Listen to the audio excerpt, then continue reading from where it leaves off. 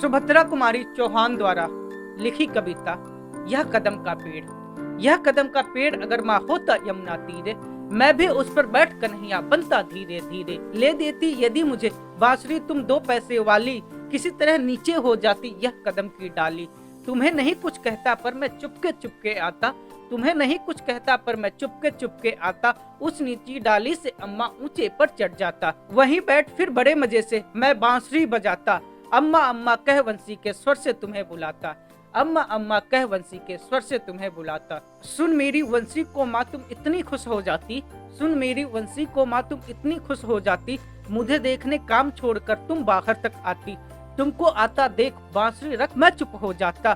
पत्तों में छुपकर धीरे से फिर बांसुरी बजाता। गुस्सा होकर मुझे डांटती, गुस्सा होकर मुझे डांटती, कहती नीचे आजा। पर मैं जब ना उतरता हंसकर कहती मुन्ना राजा। नीचे उतरो मेरे भैया तुम्हें मिठाई दूंगी, नए खिलौने माखन मिश्री दूध मलाई दूंगी। मैं हंसकर सबसे ऊपर की टहनी पर चढ़ जाता, एक बार कह माँ पत्तों में वहीं कहीं छुप जाता। बहुत बुलाने पर भी माँ जब नहीं उतर कर आता, माँ तब माँ का हृदय तुम्हारा बहुत विकल हो जाता। तुम आंचल फैलाकर अम्मा वहीं पेड़ के नीचे ईश्वर से कुछ विनती करती बैठी आंखें मीचे।